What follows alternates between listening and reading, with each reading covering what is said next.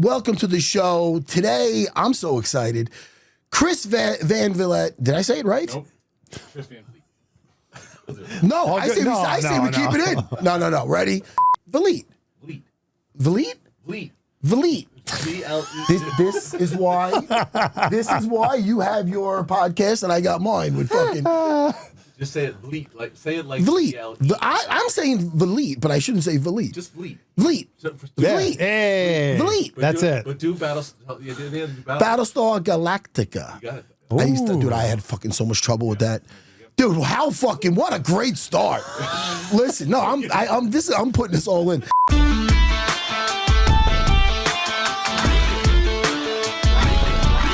welcome to the show. Chris Van Vliet.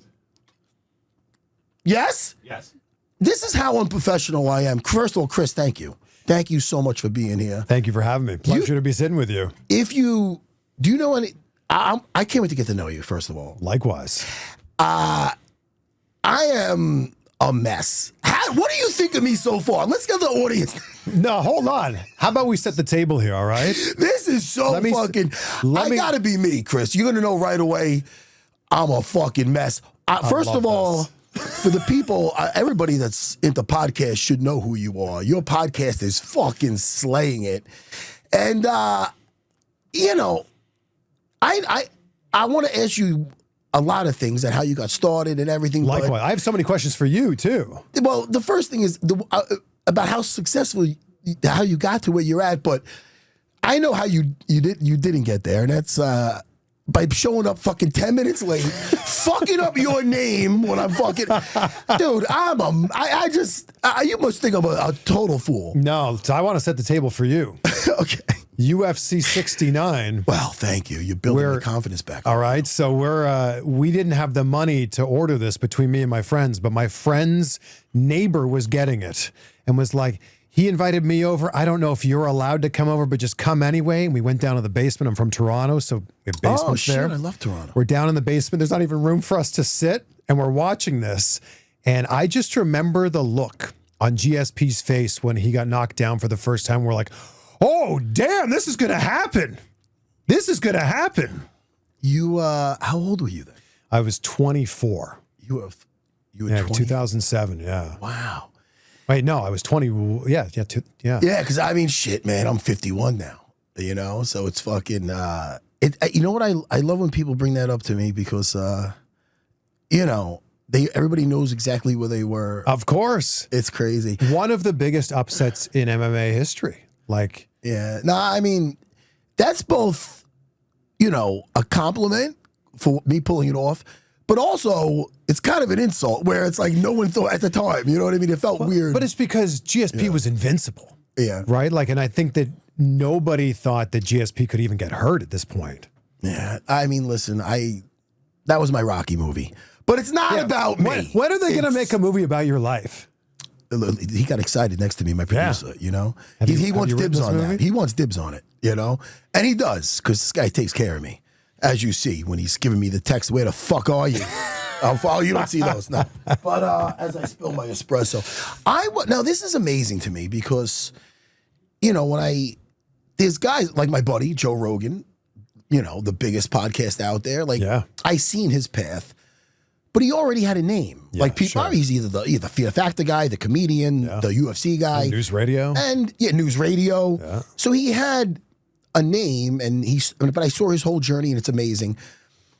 You are very interesting because, you know, you didn't come from anything really. I mean, I want to know exactly where you came from and your childhood and all that stuff. But you didn't come from a sitcom, anything. I don't know. You're not a sports guy, or I mean, my background was broadcasting, and it dates back to me being 4 years old. And I remember getting a Fisher-Price tape recorder with a little microphone attached and an actual cassette tape. My parents still have these cassette tapes, and I would pretend to be the radio broadcasters that I heard on the radio. And obviously growing up in a suburb of Toronto, I loved the Blue Jays. So I would pretend to be the radio broadcasters. This is Blue Jays baseball on the air. And I was just obsessed with this idea of radio and television broadcasting. And this idea that you could talk into one of these things, a microphone, and tens of thousands, if not millions of people could hear this story. And at the core of broadcasting is storytelling. And I love that idea of storytelling. So that's where it began for me, with this hope, this dream of maybe one day I could tell stories on TV or on the radio. Like I wanted to be a TV host, or I wanted to be a broadcaster. That's so wild. I was so lucky that my high school had a communication studies class, which I didn't know what that meant. But someone was like, yeah, you know, we make TV shows here. And I was like, what? I've been going to this school for 2 years and you're telling me there's a classroom that has a TV studio in it? And that's kind of where my journey began of like, I had this communication studies class in 11th grade. We would write and then shoot and then edit these TV segments. And then on Fridays, we would watch them and grade them amongst ourselves in the class. I ran for the vice president of my student council in high school because I knew that was the guy who got to do the morning announcements. And I treated it as my own like radio show, if you will. That's kind of where this whole thing began. I loved like get a mic in my hand, whether there's 2 people in the audience or 200 people. I love that you could like control what people were thinking and feeling by what you were saying into this thing. So this is something you didn't just stumble into this. This was something you wanted to do so as a kid, as 4 years old. That's so wild. Yeah. Okay. I mean, man, did you succeed. I want to know, you said the broadcasting, you were watching sports and stuff. Sure. Did you listen to any like the Howard Sterns, the Opie and Anthony's? Did they have that? Not a lot Toronto? of that in Canada. Oh man, I think Howard Stern was so on like close. the rock station, You're right there. So close, but so far. You didn't. right? So you didn't listen to any of that. A little bit of like morning radio and stuff like that. Like obviously Howard Stern's a legend. Yeah, right? yeah, like, of course. Like I think one of the best interviewers too. Oh, no, the way great. that people open up to him, is crazy. Yeah, I like his early stuff. I thought he was crazy.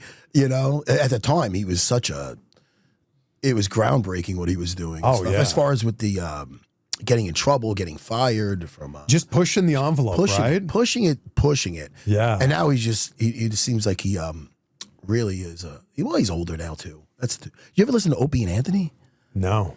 No, I don't think so. that. You didn't have. Do you have talk shows like that? Did you have radio? No. Do you have like talk shows like that? Yeah, but they were like the local radio DJs, right? Okay, because you didn't have shock jocks.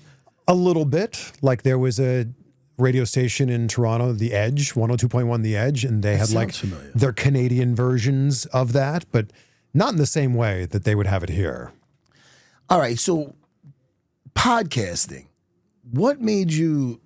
All right, let's take it back even further. Sure. You were in school. You said you got involved with the broadcasting in school. Yeah, and then I remember there was a day when we had to pick our college major. Like we had to like apply for university or college, and I'm like, I don't know, I'm 17 years old, and you're basically being asked like, what do you want to do with the rest of your life? I'm like, well, that communication studies class was fun. I guess on this application, communication studies could be my major. So I went to Wilfrid Laurier University in Waterloo, Ontario for communication studies. You learn about a lot of, textbook stuff, but I wanted to like be in it. Radio and TV, I wanted to be doing that stuff. And I remember in my senior year, I had this epiphany. I'm like, oh my God, I was having so much fun in college, right? Living with 4 of my best friends. I always joked that like, beer was the main focus and then like going to class was the other thing that we did. Yeah. I remember waking up in my senior year of college and being like, oh my God, we're going to graduate this year. And then when we graduate, we have to like work for, the rest of our lives. And like your entire focus is going to have to go into that job. And like that to me was a mind-blowing idea of like, that's 8 months away. Like the fun that we're having right now just abruptly will come to an end. And I reached out to every radio station and every TV station in my college town. And I just said, I'm passionate about broadcasting. Can I just come in and see how it's done in the real world? Could I volunteer? And like one radio station's like, sure, you can be part of our street team, hand some things out. There was a volunteer like run TV station, like a local community station, Rogers 20. They were like, sure, come in, run the cameras, run the audio board. You can do it all here. And then this one radio station said, like an intern, is that like? It was just basically a community run station, like volunteers at every different walk of life. You're not getting paid, but you're learning the trade. Right. And like, I was in there with people that were just in their 50s or 60s that loved broadcasting. I was in there with like high school students who had a passion for it. So I'm in there like making TV. And then this other radio station said, we don't take on volunteers, but how would you like a job? And I'm like, okay. So I got to work an audio board. I was a board operator there. And then when my shift ended, I would get on the mic and like read the news scripts from the day and like just get that real world experience. How'd that feel on the mic? It was cool. Like that was like well, you did it in school, but it's so different when you're in like an actual radio station and you got the headphones on. You're like, oh, do I really sound like that? Really? Do I? Yeah. That was kind of where it began. And then when I graduated, I did the same type of thing to get an internship. Just reached out to everyone. I'm like, if I could get an internship, maybe that'll turn into a job. Didn't get any interviews anywhere. No one wanted anything to do with me.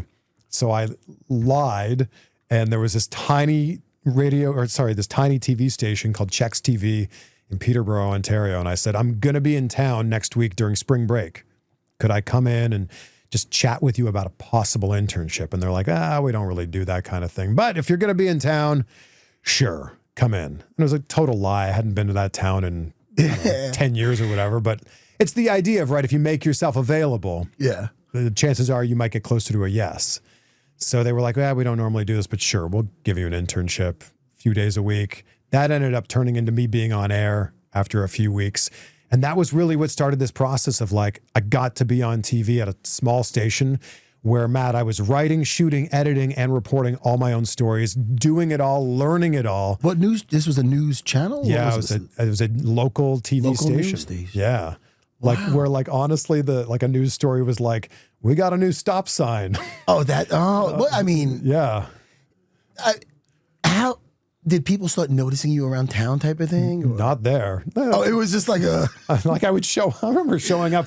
You have the big clunky camera that we're shooting, and they'd be like, "Hey, are you with the newspaper?" I'm like, "Yeah, something like that." Yeah. So where do we go from there? I want to know. So I'm 21 when I got that internship. 21. And I was like reporting on these local stories. I also got to anchor the news there, which was the pay okay? No, it was not good at all. And I was driving an hour each way from, I was living with my parents at the time. Yeah. And to pay for the gas for it, the start which was an internship, I was working my old high school job at the mall in the fish department of a pet store. So like some days I was scooping dead fish, and then the other days I'd be on the news, which is crazy, right? And I was like, I want to do something more. I want to do something more than this. Fast forward to about a year later, I auditioned for a job on MTV2 Canada. And that kind of skyrocketed things, like to go from the local news to now I'm interviewing actors and musicians and celebrities. It was a pretty cool thing to be able to do that. Now, how big was MTV in Canada? That was as big as, it was huge? I don't think anything's as big as it would be in the States, but like that was where I started getting noticed a little bit more. Like my first day there was like to go from interviewing like local politicians at the local TV station to like now I'm interviewing actors. Well, MTV's huge. Yeah. Did you feel like, not that this was the roof, but like I made it? When you're on MTV? I mean, this is huge. It's MTV2 Canada, so right, there's some steps down on this, right? It's not MTV. It's MTV2 Canada, right? But it was a pretty cool thing to be able to, like, I was reviewing video games for my job. I was like going to concerts and like interviewing the musicians afterwards. Like there were so many cool components of that job. You know, even when you were even at the local news station, you were probably just doing what you loved. You probably already felt in a way that you made it. No? Absolutely. And I've always defined success in this way. If you can wake up excited for what you're going to do that day, and then at the end of the day, be proud of what you've accomplished, I think that nothing beats that. I remember before and I was living off private lessons and I was training. I was 23 to 24 and teaching for Henzo. And then I have a gig over at Columbia University that was paying like a jiu-jitsu course I teach. And I remember being like, at the end of the day, just being like, yo, from training, from teaching, I was loving life. But there was always that uncertainty of the future. Sure. You know what I mean? Yeah. Did you feel when you were at MTV that did you have like, there was job security there, or did you feel like I'm going to use this to platform to something bigger, or where you? Because you were so young and I was 23 when I got hired there. Yeah, you remember MTV VJs, right? Yeah. So I feel like you've got a pretty short. Kurt Loder, shout out to Kurt. Is that guy still alive? Kurt Loder, is he? I hope so. I feel like you've got to. Sorry. Shout out to Kurt. Julie Brown died, I think. She was great. Yeah, these are all people. Do you know these people? We had Much Music VJs in Canada. Okay. And anybody who's listening from Canada knows exactly what I'm talking about with Rick Campanelli and George Stroumboulopoulos and all kinds of other people. I feel like you've got a pretty short window, right? So at 23, I'm like, man, if I could do this till I'm 30, like that'd be pretty good, right? My entire 20s doing this. Well, needless to say, I was a year into it, and we were, what? Both Julie Browns are alive, and so is Kurt Loder. Okay, wait, Julie Brown's alive? All right. Sorry, Julie, I'm a fan. Both Julie Browns are alive. I want to get them both on here. Go ahead. Sorry, Chris. But yeah, shout out to the Browns. And wait, Kurt Loder's alive too? Yeah, both alive. Oh, they're great. Legends. Needless to say, a year into this, what was my dream job at the time, we're working away, doing our normal thing, and my boss comes in and goes, hey, stop, everyone, what we're doing. Our show just got canceled. And we're like, okay. So then, like, it kind of came to a screeching halt. And by the way, that was in Vancouver, and I'm from Toronto. They're not close, right? Yeah. To get there, I had packed everything I owned into my 1995 Toyota Corolla and drove across the country to start this new life in Vancouver. And now it's like, our show doesn't exist anymore. It got canceled. And I'm like, what do I do? And it was pack everything back up, drive back and move back in with my parents and try to figure it out from there. First of all, how long is that drive? 47 hours. It's 47 hours. Yeah, it takes 18 hours just to get out of Ontario if you don't go through America. Dude, I have a hard time driving to AC from Long Island now. It's 3 hours. I go to a rest stop. I'm a mess. It's 2 days to get out of, 2 days to get out of Ontario. It's 47 hours. Where was your head at when you're making that drive? Was it just you in the car? I flew my best friend Greg Kuzak out with me. Who was the one who snuck me into our friend's basement to watch you win the welterweight championship? Oh, shout out to Kuzak. Yeah, love Kuzak. Oh, man. So how was that drive? My head was at like, all right, what do I do when I get back? Like, this is going to be fun. You're still 24 years old, right? Yeah. But at the same time, like, I just had this incredible opportunity. Now what do I do? That actually was one of the stepping stones to like figuring out what was next. Because like in the next few months that followed, I auditioned for other jobs and didn't get them. I'd be shortlisted for jobs and didn't get them. It'd be between me and one other person, and I wouldn't get it. And I'm like, if I can't get hired here, what am I going to do? I just can't live at my parents' house and try to figure this out for the next several years. Yeah. And I made it my job to find a job. Like I would wake up, get on the computer, be searching for every little opportunity that might possibly push my career forward as a TV host, because that was the thing I wanted to do. In that time, I was an extra in The Love Guru. Remember that Mike Myers movie? Oh, yeah. You could actually see me in the trailer. Get out of here. I had time to kill. That is, wait a second. You were acting? You were acting? Not really, but like one of my best friends, Adam Booth, was trying to get into acting. And because I was always looking for jobs, I remember on Craigslist, they were looking for quote unquote Hollywood types for a party scene movie. That was all it said. So I'm like, hey man, you should reach out about this. He reached down. He's like, hey, it's an extra in a movie. Like, are you doing anything next Tuesday? Why don't you submit as well? And I submitted, ended up being on that movie for like 10 days and like 3 or 4 different scenes. Like I'm in a scene with Val Kilmer. I'm in a scene with Vern Troyer, may he rest in peace. I'm in a bunch of scenes with Mike Myers. And when I say I'm in scenes, I'm the guy wearing a green shirt in the background of these scenes. Did your buddy make the cut? He made the cut. Okay, good. I'm definitely in a lot more scenes than him, though. Oh, man. That's so funny. Yeah. Now, did anything come about? You get any, as an extra, do you get anything? No, you make like $8 an hour. Oh, it's one of those things. And like those were some long days. So some of those days were 14, 16 hours. You're sitting in like a little holding room for probably 12 of those hours. You have it forever, though. Yeah, I mean, you're bringing it up now. Dude, I'm in the trailer. Isn't that crazy? No, yes, that is crazy. Yeah. Did that freak you out when you see that? No. I couldn't believe it. I also felt a little bit bad for my friend Adam, who like was pursuing the acting thing. And I'm like, well, maybe you'll be in the the next trailer that comes out for this one. Yeah. Oh, dude, if only it was Austin Powers. It would have been the Love Guru. You know what I mean? I think that one was not. You know how many Razzies that thing won? I'm trying to be gentle with it. No, it's fine. I loved. I think we all know how I married an axe murderer. Something like that. Of course, great. He's great. Whatever happened to Michael Myers? Mike Myers. Yeah. Michael Myers is not. He's never dying. Two different people, right? Mike Myers, Michael Myers. Yeah, the Halloween guy's still around. But what happened to that guy? Is he around? Yeah, man. Shit, I'm waiting for another Austin Powers to come out. I'm sure he's alive. I just interviewed Mike Myers a few years ago for that Netflix miniseries that he did. Oh. The what was it? What is that? I can't remember it now. Well, we'll have to look that up later. All right. But that ended up leading to, I was hosting a show in Toronto after that, got back into the red carpet thing and reviewing movies and all that. I ended up moving to the US in 2010 as an entertainment reporter for the CBS affiliate there. And like first week, I'm on the Oscars red carpet and like they threw me into this thing of like, you're going to be our entertainment reporter. So that was pretty cool. Now, did you have to audition for that type of thing? Like, I did. And that was actually pretty funny because like they brought me in for this audition in Cleveland.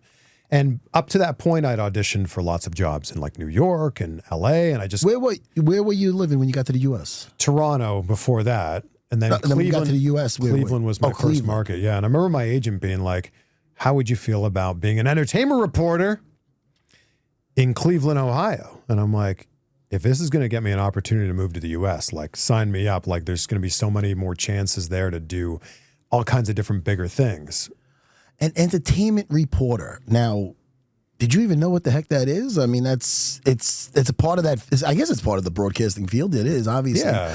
That's something that you... It was basically, I was kind of what I was doing in Toronto at that point. I was hosting a show in Toronto for Sun TV. Oh, I got Like the Toronto International Film Festival is a massive film festival. I was on the red carpet there for a few years doing the, interviewing, man, you name it. I have had the opportunity, Matt, to talk to like everybody. I've been looking at your stuff and I'm like, holy shit, man.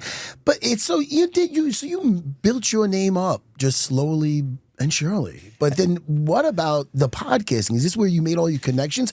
And then I want to get into how you met all these pro wrestlers. Because when did it start taking off? So I've always been a pro wrestling fan. In fact, when I was 16, I was a backyard wrestler. Okay. And my backyard wrestling persona was Chris Sharp. Sharp walking, sharp talking, sharp dressing. Chris Sharp was a heel and like cutting all kinds of terrible promos about like how much he didn't like you and didn't like his opponents.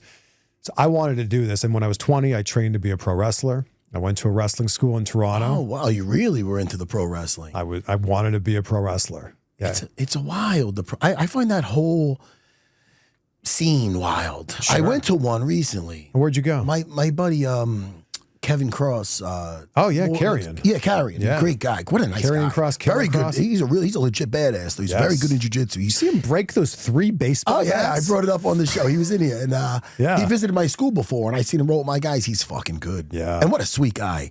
The best. Got to get him back on, Kevin. Yeah. I like that guy a lot. With the pro wrestling, I went... It's funny. I think it starts as because I love the crowd. Everybody seems so into it. It reminds me of a Comic-Con. I'm into all the geek stuff, you know. Yeah, I know. But it's a very nice crowd. It's not like a drunk. It doesn't feel like a drunk sports crowd. It seems like everybody's following the storyline type of thing. You know. But if you're not in that world, then you're not in that world because I don't know really much about it. And if you're not in it like week to week, it's pretty easy to fall out and be like, oh, why is that person up against this person? Did you follow it up until now? Yeah. Oh, wow. I've been a hardcore wrestling fan since I'd say like 98. Like they called that the Attitude Era, the Monday Night Wars, when it was WCW up against WWE and like Raw versus Nitro, and they were both on at the same time on a Monday night, and you had to decide which one you were going to watch because they were both on at 9 p.m. Eastern time. So I've been a big fan since then. Stone Cold Steve Austin versus Mr. McMahon was the main storyline that like got me into this. Is it with is it the storyline that really brings you in? Like, and it's funny because Jimmy's old partner Sam Roberts is a broadcaster, and he loves, good friend of mine. Oh, is he really? I love Sam. Yeah, nice guy. What is that now? Like, because he loves it also. Is it because of how you guys love these guys on the mic? I mean, that whole thing, that over the top fucking Rowdy Piper and legend. Yeah, I think it's all of the things because it's these larger than life personalities and they're saying the things that you're not really allowed to say and they're doing it in a forum that allows them to say it. I think it's the athleticism of it too. It's all of these different components put together. It's funny when you're a single guy. I wonder how do the ladies, when I was, because I like comic books and fucking, I could watch like cool like cartoons. I'm not talking about Tom and Jerry. I'm talking about like I'm trying to think of some. Throw a cartoon at me. Watch Arcane? What is it? Arcane? Did you watch that one? That's cool. Yeah, but it's not like more like a mature type more cartoons. And some like back in even in my 20s, like maybe girls I was dating, like, what are you watching that? I'd be like, hey, that's what I'm into, whatever. You know what I mean? But how do the girls take the wrestling? I feel like wrestling still has that stigma. Like I think they're like, what are you watching that? I mean, don't get me wrong. I whatever everybody's into. Because I don't even watch sports, to be honest. You get one of two things. You either get I used to watch that when I was a kid. And that's like some people look down on you. Like look down on a compliment of like, oh, you're still into that. Yeah. Interesting. And then you get the very ignorant comment of pro wrestling. Don't you know that's fake? It's the worst. Oh my gosh. Wow. Have you ever watched a movie? Yeah. Oh, it's funny. Don't you know that's fake? Literally any TV show. Don't you know that is scripted? And that's the thing that I don't understand. Like, you have to approach pro wrestling as a scripted television program. Yeah. Could you imagine standing outside the door of Broadway and being like, oh, you just watched Hamilton? Oh, don't you know it's fake? Alexander Hamilton wasn't actually a rapper. Do you know that? It's entertainment. Is what it is. It's not like a sport. Like, Yes. and that's what people, I think that's just silly when people say that. Like, I think it's hysterical. There's a phrase I love. Don't yuck other people's yums. I like that. If you're into comic books or horror movies or whatever the thing may be, cool. That's great. Maybe it's not for me, but I appreciate that you like that. I can't stand the pompous people. Like if I talk about like a comic book movie and they raise their eyebrows or something, like I go, dude, what are you smirking at, motherfucker? You know what I mean? Like, what are you smirking at? Does it make me soft?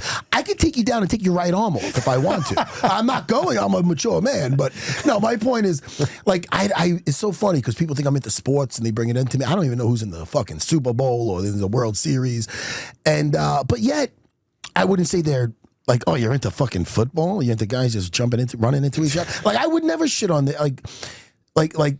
Whatever they're in, I like to actually hear. Why do you like it? Like they tell me why they like the baseball because I find it interesting. Yeah. You know what's funny? I thought about this idea recently. I feel like you'll be on board with this idea. So follow me on this one. If you were to break down a sport down to the micro level, all right, so you're a big New York Giants fan. Try explaining this to someone who has never watched sports in their life. Like imagine an alien came down and you were explaining to an alien why you love watching the New York Giants. So you're like, oh, well, like they're my favorite football team. Oh, cool. So they're the New York Giants. So like it's the best people from New York are on this team. Well, no, not really. But they represent the city. Oh, so are they like, do they have a tie to the city?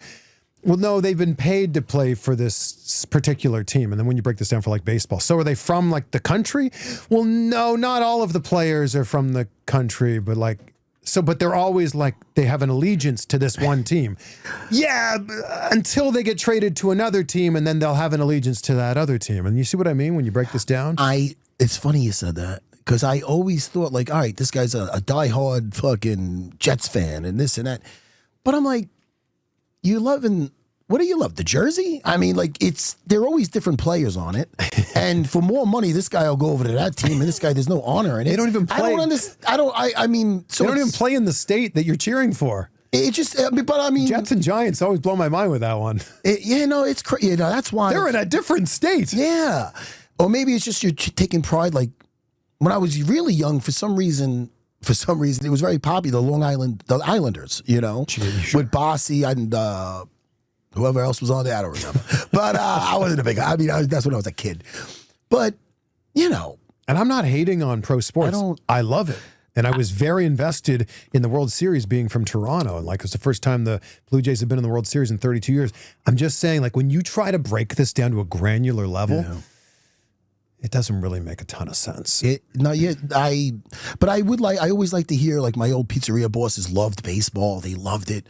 And they tell me like I'm butchering what they would say, but just picture they're holding the bat and they're throwing this ball at this amount of speed, and they're explaining to me why they love it so much. And I was, I wasn't shitting on them. I was like, especially growing up, I felt almost odd that I didn't like sports because everybody was in it, But my father had me watching that Kung Fu theater. I loved Bruce Lee. I was always just mesmerized by like the martial arts. Yeah, and who would, like, even my father would be like, who would win, Colossus or the Hulk? I was always fascinated with the one-on-one aspect of combat. Do you ever have guys now that will see you in a restaurant or a bar and they'll be like, oh, that's Matt Serra, former UFC welterweight champion. I could probably take him. Well, you ever have people that like come up to me and say anything and challenge me? Yeah. Anything? No, I don't. They're not that stupid. Well, I think the thing is they know what I did was real. So I mean, sure, but you ever have a drunk guy that like thinks they're tough? I try not to. You know what it is? I try to stay away. I'm 51. I have a wife and 3 daughters. I don't try to put myself in positions with that in like with a bunch of drunk people. I'm not out at a club or a bar too much, at all, really. But sometimes like maybe a fights. I go to fights, like the local fights, and there's guys. Some people, it's more of a lot of times people think they know me, so they like get a little handsy sometimes, and maybe they'll either one guy went to touch my fucking head. I was like, hey, dude, listen. You're happy to see me, I get it, but what the fuck, man? You know what I mean? You got to chill the fuck out. So, but I think they know they'd be in for it. So unless the guy's coming there just with that mission. I don't think there's a lot of people that get that drunk courage, though. Yeah. I try not to be around a bunch of drunks. Okay. I really don't. I don't have patience for it, I really don't. But what about you when you're going out now? Is it wait? There is no going out now. I have 2 very young children. So 2.5 married kids? Yeah, I'm married. My beautiful wife Rachel, who's just the best. We have a 2.5-year-old daughter named Logan. Wow. And a 10-month-old son named Cooper. So, wow, we are in it right now. We are in it. That's wild. I have a 16, a 14, and a 12-year-old girl. Oh, yeah, they're all training. They're all doing phenomenal. Oh, they're and my wife badasses. My wife just had her last fight. She had a professional boxing match. And she won. Oh, she had a nose broke in the process. Damn. The resetting. I don't know if you talked to any of the pro wrestlers about this, but she's scarred from the resetting of it. Not when it happened, it was no problem, but it was a little crooked, so they had to reset it. Yeah. She's still talking about it. She's like, I don't want to sound like a pussy, but it was brutal, So now you made probably a lot of connections with the red carpet stuff. So here's how this whole thing really began with so I'm doing these red carpet interviews. So fortunate to be able to talk to some of the biggest stars on the planet. Like we're talking like Tom Cruise and Steven Spielberg, Sandra Bullock, George Clooney, like the biggest names on the planet. Every once in a while, WWE would come to town, and I'd be like, could we talk to a wrestler? Like that falls under the umbrella of entertainment reporting. Yeah. So I remember asking my boss when I did my first one, like, hey, WWE is going to be in town in a few months. Could we talk to a wrestler? And my boss was like, yeah, sure, of course. And I'm like, oh my gosh, like I'm going to get paid to talk to a wrestler. It's my 2 worlds colliding here. That's so great. So I'm starting to do some wrestling interviews, and like, they're not your typical local news interview where it's like, hey, SmackDown's in town, tickets start at $30, whatever the case is. Yeah. They would come in, and I was talking to legends like Jeff Hardy or Mick Foley, The Miz early on. And I wanted to ask them questions like deep dives into their career, like questions that I had been wondering for 5, 10, 15 years.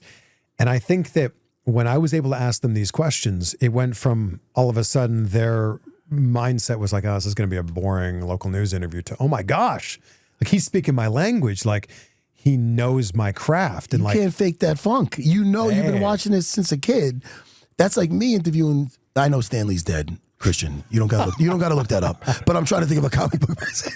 But you know what I mean? Like I'd be thrilled. Sure. And they probably sense your enthusiasm. Have you had Frank Grillo on the show yet? Oh, I love Frank Grillo. Okay, good. You're friends with Frank? No, I'm not friends with him, but we follow each other on Instagram. And I see his stuff. That guy is so jacked.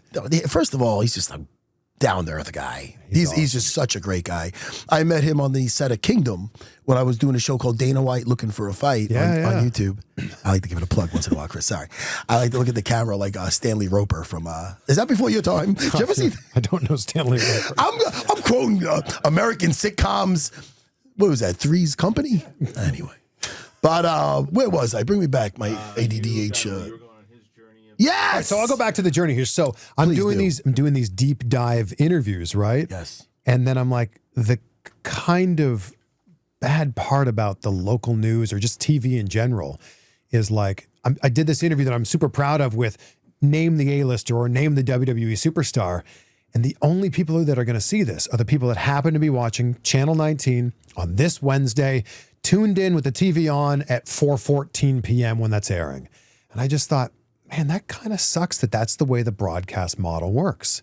So I started taking these interviews and posting the raw, unedited versions on my YouTube channel, just thinking and hoping that other people, other fans of these actors, celebrities, wrestlers might find this and might want to be interested to watch it. I'm sorry, how many have you done at this point when you started posting these? You done a bunch of them? So I'm like probably 5 years into my career, and I'm just like, it sucks that like we're going to shoot this interview with this massive star and nobody else is going to see it after it airs in Cleveland or Toronto. So I started posting those on YouTube, and some of them started getting some traction. Some of them started getting thousands of views, some of them tens of thousands of views. And I'm like, oh, I think maybe I'm onto something here. This was around the time when, like, remember the Twilight movies were pretty big? Yeah. The Hunger Game movies were big. Yes. And I'm doing the movie junkets with like Robert Pattinson and Taylor Lautner and Jennifer Lawrence. And I'm like, cool that it's going to air on the TV station that I work for, but way cooler that we can reach the audience on YouTube. And YouTube's still kind of in its infancy at this point. Yeah. That's where this started really getting a little bit of traction. And I was trying to figure out like, all right, like millions, some of those interviews were getting millions of views. And I'm like, I think I'm onto something here. If I can interview the wrestlers, because that was a thing I was really passionate about, not just when they're in town with WWE or TNA, but if I could go to a convention where like a fairly well-known wrestler's there, could I do an interview with them there? All right, and then I could put that on my YouTube channel. I was trying to figure this out. My YouTube channel started, my first one started in 2007 under like an alias, because I don't think we were really allowed to post the content on there. So I had like this like fake name on there. But in 2011, I started the YouTube channel I have now with this idea of just like, I'm going to post the raw interviews for other fans to see, and that's it. And then in 2019 is when it really started like taking off. 2019? Yeah. So you started it, you said in 2011. 11. And then with no plan, with just like me throwing stuff like on there and not even really thinking about it. 2019 was when I was like, what if I could go out of my way to do an interview with this person or that person? I was working at the time for a TV show in Miami called Deco Drive. I was on the Fox affiliate there. Okay. I was taking vacation days to shoot videos I wanted to put on my YouTube channel. And I'm like, if I'm taking vacation days to do this side hustle on YouTube, and my YouTube was starting to pay more than my TV job was, I'm like, what would happen if I were to be able to go all in on this? And that's what I did. So in 2019, you did that. Quit my TV job and went all in on the podcast and the YouTube channel at that point in time. And so we're 6 years in now. Yeah. Man. And so then once you were already getting paid from the YouTube, and he was paying more than what you were getting. So sure, but couldn't have been. Were you scared? I about was terrified. Terrified because when you work for a TV station, you got that security. You got the security. You got the 401k. You got the health benefits. Every second Friday, you're getting that same amount of money deposited into your account. With YouTube, as you know, AdSense can fluctuate. Some months are good, some months not so good. So I was like, I just want to see where I can go with this. What if I were to bet on myself? And I was shooting all my interviews, Matt, at that time on my iPhone. And my buddy Jamil was holding my... shout out to Jamil. Was holding my iPhone and sometimes like, you know, shaking when we're 10 or 12 minutes into the interview. And I'm like, I'm going to buy you a selfie stick so you can at least hold it. Yeah. And that was when? That was what? 2019. Wow. Yeah. And then, all right. So first of all, how hard was that decision? Did you talk to people about it? Was that all on you? Did you say, I know I can make this work? It was a difficult decision of like, I don't know what this looks like, but I have the faith that if I put all of myself into this, it'll work. And I've always been one of those people, I'm sure you're the same way, Matt, that when you commit to something, you're all in, right? You just dive in and you'll figure it out. Like I don't check the depth of the water. I don't check the temperature of the water. I dive in and I'll learn how to swim while I'm in there. Yeah, man. I mean, myself, I didn't have a net. You know, I got into a street fight where I hurt the guy bad where I couldn't get a government job for the life. The military wouldn't take me. Wow. You know, so I had to make this thing work, you know. Can I ask you a question about your career? Sure, buddy. Why did you only have 3 more fights after you lost the championship? I got a rib removed. I had a blood clots where I have something called thoracic outlet syndrome. I probably murdered that, but it's where I was training one day and before this I felt like a little pain in my rib, and I like in my side like once in a while. So I went to the local. I don't know if you have them in Canada. You got the local walk-in clinics. So I went over there. Yeah, exactly. Went in there. I'm acting like you're from fucking Mars. I'm like, you guys have a TV? No. I've lived in America for 15 years now. So I went to an urgent care. Hey, sorry about that. So they gave me the x-ray and nothing showed up. They're like, you sure you didn't get kicked there? I'm like, nah, I'd know if I got fucking kicked What do you do for a living, sir? Yeah, exactly. So next thing you know, like maybe a month later, my arm blew up after training and I felt weird. And then it started really blowing up. Like swelling? Yeah, swelling, but it looked pumped. I'm like, well, I feel like fucking Hellboy, you know? And then I went to fights in AC the day later. And then on the way back, I slept the whole way. My buddy drove. And then I was with my in-laws and I was sleepy. I went home and I go, yo, your body knows when something's wrong, you know? Yeah. So my wife was pregnant at the time. And then I drove myself to the emergency room. And, you know, they checked me in. Next thing you know, they did an ultrasound on my arm and they found blood clots. So my collar, then they freaked me out, man. The fucking changing nurses, old ladies praying for me and shit. They stuck me with a blood thinner. And because the next stop is to your heart or brain, you know what I mean? Oh, it was horrible. My wife is pregnant. I'm going to get emotional on you. You're really good. He's good at his job. Look at him. He gets me all emotional. No, but my wife came in pregnant and whatever. So they had to pump that thing out of my arm, and long story short, they had the surgery I don't know how many days later, but they had to my collarbone in my first rib was constricting a vein, and it caused blood clots. So they had to open me up and take out my first rib. So that's up here. Yeah, it's up top. Wow. Yeah, you always stick your clavicle down. Yeah, it's by my collarbone. Yeah.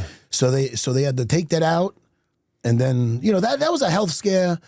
And that kind of took me out. But also, I was starting to, I knew mentally I was kind of out of it. Like you know what I mean? I felt it. There was one time in particular, Chris, where I remember like after a fight, I lost to Chris Lytle, my rematch. Good fight. You know, we battled. Good friend of mine, Chris Lytle. And I remember hearing on a show on something where somebody was calling me out. And I didn't really give a shit. In the past, I would have been like, what? You put my name in your mouth type of thing. And I remember I was about to go out with my wife and kids to the local park. We had the stroller. They were probably your kids' age. And I just didn't really care. And I'm like, that's not good. I go, that's telling me something. You know what I mean? So, I guess I already lived my Rocky movie. Sure, if I had a movie in my life, Christian, it would end... In the credits, it would say how I lost the rematch and I knocked down Frank Trigg. And I always get it. I got to get him on here. Frank Trigg. Who would play you in a movie? It's not going to be Hugh Jackman. It's somebody going to be height appropriate. I'll tell you, man, we get discriminated against. Height appropriate. Tom Cruise. Yeah. You know what? I don't know how he'd look with a bald cut or a buzz cut. I used to have hair. But man, I had a good time. Do you watch MMA at all? I do. There's some bangers this weekend. It's at MSG. Are you going? I am going. Oh, hell yeah. Yeah. I'm doing a little meet and greet over there. Nice. So I did a toe stomp on you. I'm not as big into it now. It's so hard, as you know, when you have young kids. Yeah. And I grew up in the era, I remember watching UFC 2 on VHS. I remember remember that back corner of Blockbuster? Oh, dude, I watched it. My era. Yeah, I grew up with that. Yeah. I remember watching that and it was so much easier to follow when it was one big pay-per-view a month. Right? Yeah, I got you. Especially in your era, when that's why people probably still remember. Yeah. I think of all the big stars that were made in the mid 2000s. You've got it's wild. Tito and Chuck and Rampage and Randy and you and GSP. You still remember these guys? Of course. Yeah, I mean, no, but and most guys do. Yeah. I guess I feel bad for some fighters, man. They came in after me and left before me, and nobody will know them. And some of them were really badasses. What's the least amount of money you made in a fight? A professional fight? In a professional fight? I'll tell you, when I lost to Carol Parisian, I got probably around $8,000. Okay, I thought you were going to say like $40 for like when I was second fight. I'm talking about the UFC. Okay, what about like just any pro fight? But the UFC was all like that was before the UFC, the Ultimate Fighter really took off. Yeah. I got some better paychecks towards the end. You were saying about like what about early? I was selling tickets to make fights. Yeah. 100%. And there was no weight classes, really. But these guys, a lot of them, there was a tough Russian Sambo guy I fought that you could see on YouTube, and Frank Shamrock was the commentator. I was 23 years old. Yeah. That dude was tough, and I had to bust his arm and choke him almost unconscious. But that was a good guy. But other guys, even though they were bigger than me, a lot bigger than me, I'd get them down, and their jiu-jitsu wasn't there. You know what I mean? I didn't have my real taste of, besides a couple of tough guys, like in the UFC is the first time my fights ever went out of the first round. So I had to get my experience on the job, which was rough, because I had to catch up with my stand-up and my wrestling, and my jiu-jitsu was off the hook. But I had to really, it was crazy back then, Chris, because I was a street fighting kid that I fought in a tough man contest when I was 18 years old.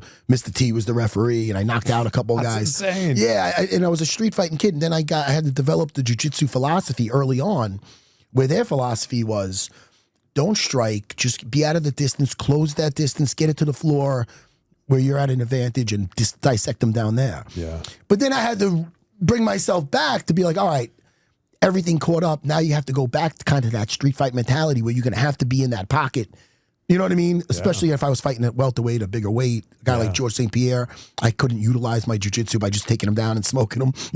He fought better wrestlers than me. So it's funny how that whole thing came full circle. Like, if I just stayed that one-dimensional, like when I first went in there to fight Shoney Carter, I had some stand-up, but I did not have the time clocked in with the sparring. So it really, it's wild how that all worked out. Yeah, no, I still follow it a pretty good amount. I was just at UFC 317 in Vegas. Ilya Tuporia. Oh, wow. Oh, no, he's a special talent. Oh, my gosh, right? You know Marab at all, by the way? Of course. Marab the Machine? Yeah. Who's going to beat Ilya? That's the thing. Well, Ilya did. Well, listen, I don't want to.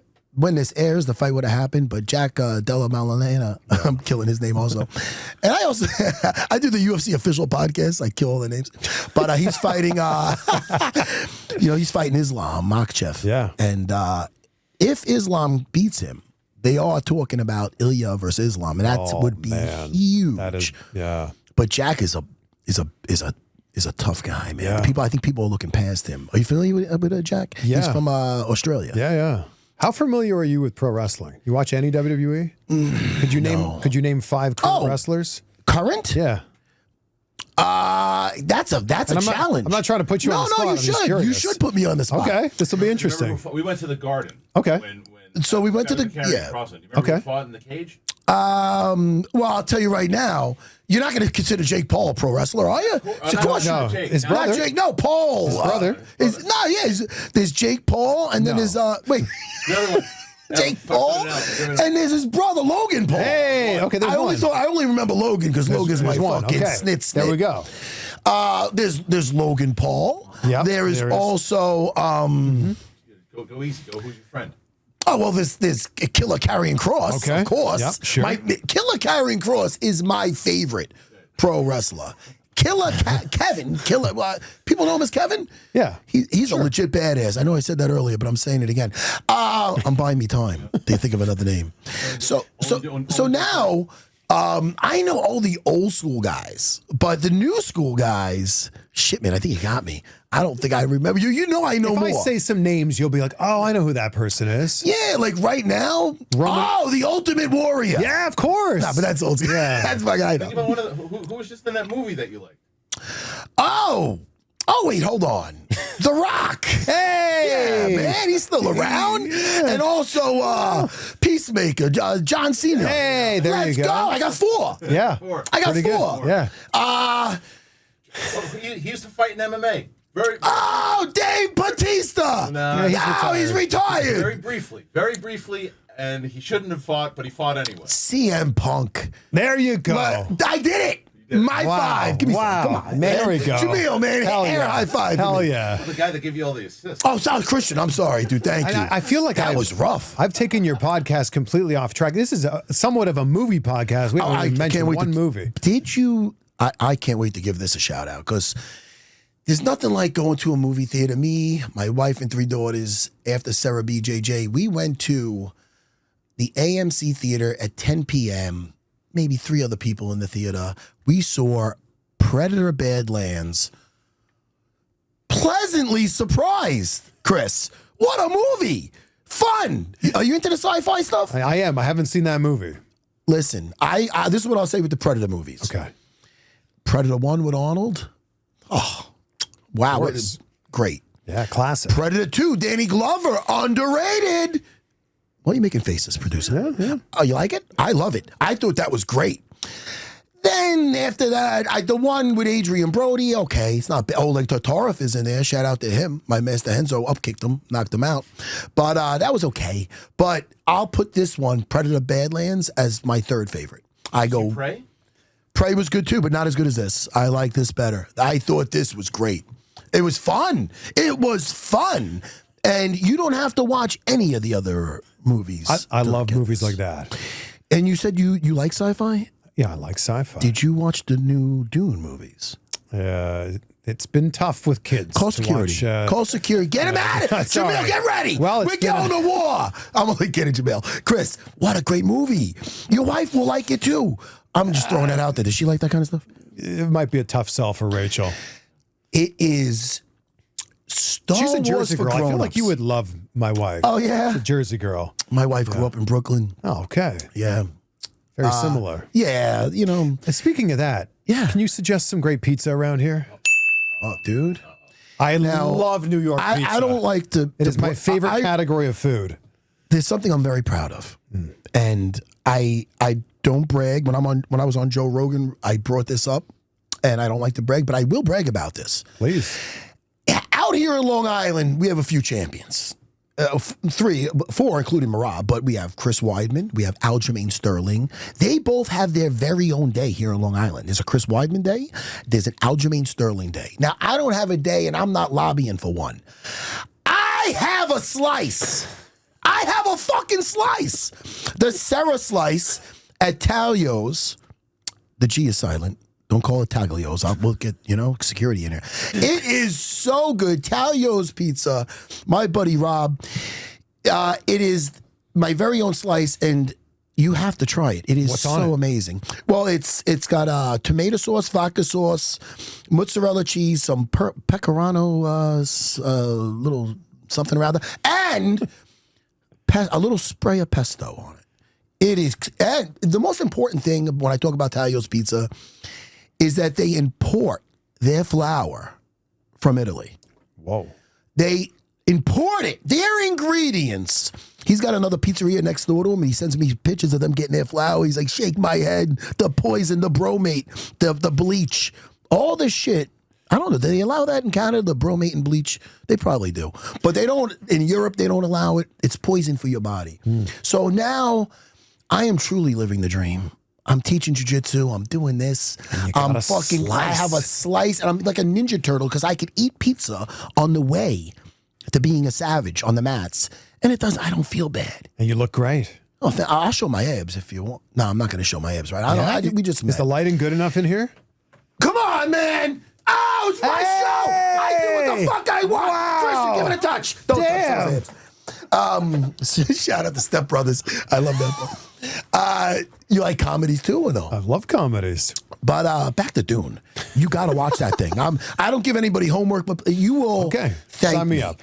There was a show called Vikings back in the day. I remember. Yeah. And I was on Jason Ellis's show when I was still fighting. And I remember talking about Game of Thrones, and he was kind of shitting on it, going, "Listen, everybody's talking Game of Thrones. You got to watch Vikings. And I was like, it's on the History Channel. What is that? I was in Abu Dhabi for fights on lockdown. And when I ended up over there, I felt like it was at like the end of ET. Everybody's in a Habsat suit, and I'm like, yeah. So they kept me in a beautiful room, but I was in a room in Abu Dhabi, nothing to do. I went through that whole damn series, Vikings. I'm talking. I went through. I don't know what time it was with Jason from in LA. I remember texting him like fucking maybe in the middle of the night or something like, dude, thank you for turning me on. He's like, you're crazy, mate. You're fuck. It's the middle. Like, what are you talking about? I brought it up 8 years ago. It was like 8 years later I watched this thing. But Vikings, do you watch a lot of series? Currently, not really. Nothing with the wifey you don't watch. It's been tough. We don't have a ton of downtime. You remember what it's like to have small children? You know something? Yeah, I remember? do. I do. It was crazy. And I travel a decent amount I do all my interviews in person. Every interview I do will either be in the studio that I rent out in Hollywood, or if someone's like, yeah, I'm available in Chicago, I'll be like, all right, I'll see you on Thursday. You're traveling, reporting samurai. Reporting samurai. I don't know what the fuck that means. We do 2 interviews a week, every week. And they're all done in person. So Tuesday, Thursday, in-person interviews. And then Friday, I do an episode just me talking and answering questions about wrestling. But it's 2 interviews a week, every week. Do the math. It's about 100 interviews a year.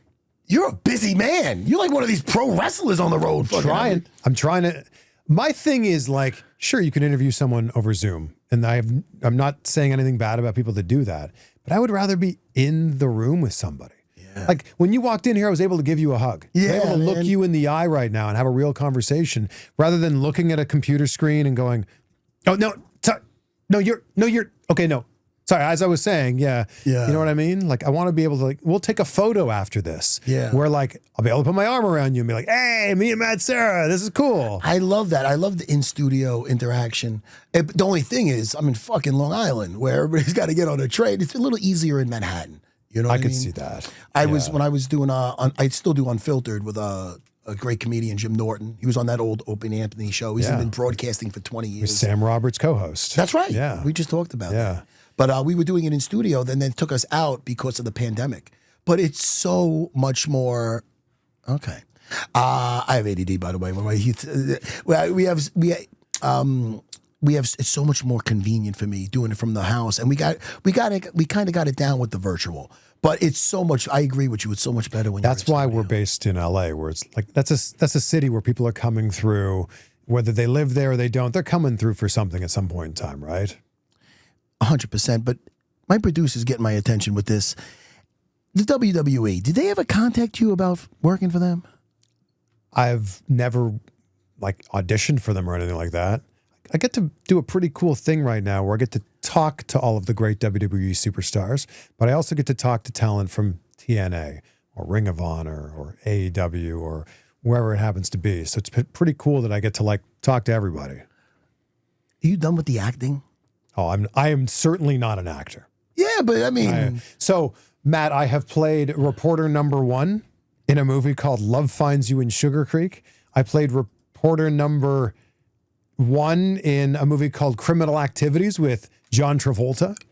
I was in a movie called The Bronze, and I played... Which is the one with John Travolta? Criminal Activities with... you can look it up. I was also in The Bronze. I played a reporter for a handful of years. Yeah. I've been an extra in a bunch of different movies because I just love the energy of being on a set.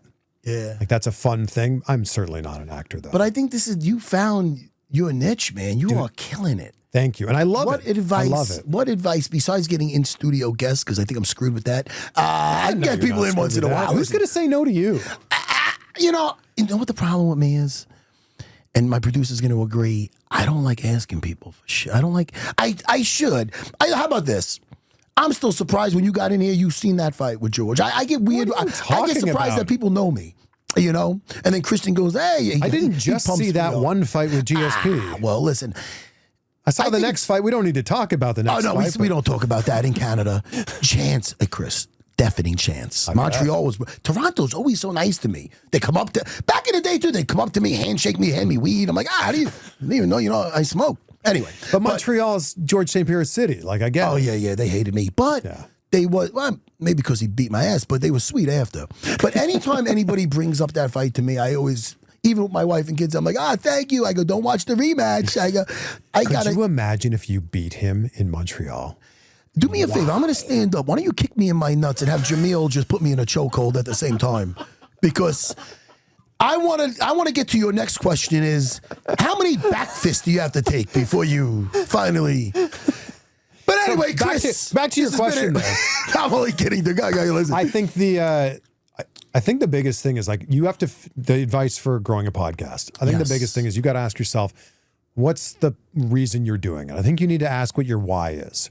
Are you doing it just to hang out with people that you're interested in? Are you doing it because you have some ideas that you want to get out to the world? Are you doing it because you would like it to make some money and turn into some sort of job? I think it needs to start with, what is your why? Let me tell you, it's like a therapy session. Okay, I love it. It's so funny. When I got involved with this, and we're going back to Dana White looking for a fight, I was with Dana, and I felt I was just living the dream with that. Well, first of all, I felt I was living the dream just doing jiu-jitsu, so I exceeded my dreams. But then I'm doing this show with Dana, and we're camping. Now, Dana's not a camper. Dana, that episode's hysterical in itself, but we're in there in the woods, and he goes, look, we're starting a podcast for the UFC. I want you to do it. And I had no interest in doing it. I didn't have that dream with you with the microphone. I had no interest in it. I'm like, he threw out some names. I'm like, I like just doing this and doing my jiu-jitsu, And he brought it up again, and he brought up Jim Norton. Now, I knew Jimmy. I met him a couple of times, and I'm like, well, Jimmy's a good dude. All right, he's like, just try it. They threw some numbers out. I go, all right, sounds like I'll try it.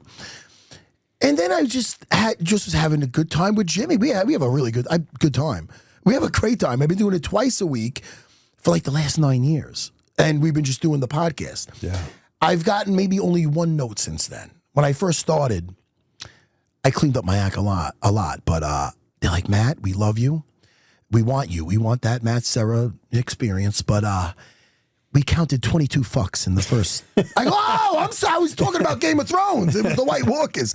So I had to tone down. Yeah, sometimes it get enthusiastic. I try to control it on air and when I'm teaching the kids class at my school. Sure. But so I don't know, man. I was having such a good time. My philosophy with everything, and I've had success with it, is whether it's at my school or with Unfiltered, is when I'm having a good time, I feel most people are having a good time.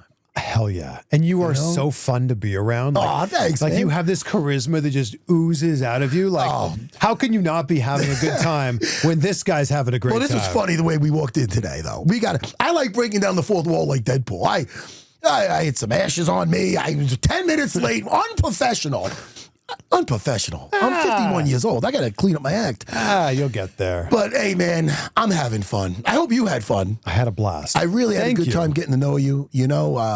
Just like the pro wrestling. Christian turned me on to you, and I started watching your stuff. I go, man, you're a natural. And then it made a lot of sense when you told me that it was a lifelong dream, and you grew up like basically on a Fisher-Price microphone. It's wild, man. And then I connected Christian with my editor, Troy, who has been like the secret sauce. Shout out to Troy. Troy is... And he's always on call. Whenever I text him, I get text me right back. He is the best short form editor on the planet. Shout out to Troy. He's been the key to unlock this, because I think if I were to send you a text to say like, oh, Matt, you need to watch this podcast. It's so good. And you open up my text, you click on that link, and it's an hour and 17 minutes. You're not going to watch that podcast. It's a huge investment. But if I send you a clip from that same podcast and it's 36 seconds, you'll probably watch it, and you probably watch the entire clip. The way he puts it together is so nice. He has figured out the formula. I'm texting him after this. I think the way I like to think about it is those clips are like breadcrumbs, right? They're bite size, right?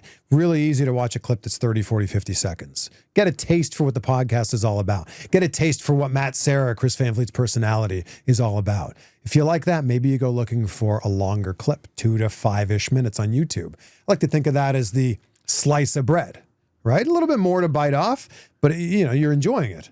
And then if you like that, you go looking for the loaf of bread, which is the full podcast episode where you get the entire conversation. But I think that people need to think about it like that. Like, what's the bite-sized chunk from this that hopefully you can get someone to come in and then find the podcast from there? It's true, man. You're scrolling through like either YouTube or Facebook, you see a clip of somebody and you're like, that was That was kind of funny. And then you just get right to it. The one screen that everybody's watching more than any other screen is this one right in their hand, right? So if you can catch their attention as they're doom scrolling on their phone with a funny story or an interesting story, you've got them. How long are you in town for? Till Sunday morning. You know, Karrion Kross is in town. Killer Kross is in town. He's in town? Yeah, he's at a convention called the Big Event New York. Somewhere on Long Island. He's in Long Island? Yeah. And he's not texting me? Oh, my goodness. I'm going to text him after this. Me too. I'm going to send him a picture of me and you and be like, we spent an hour talking about how great Killer Kross was. I'm going to let you know where Talio's is. I'm down. It's right down the block. Is it a good New York slice? It will just knock you to the floor. I want one where I can go, like a little... He recommended a place the other day to me. I'll never do bodily harm, but I looked at him with disgust. Who recommended Talio's in the first place? I take it all back now. He did put me with the Talio's. Hey, Chris, thank you so much, man, for joining me. I had such a blast. Bro, all right? Thank you. And thank you. Stay humble, yet dangerous.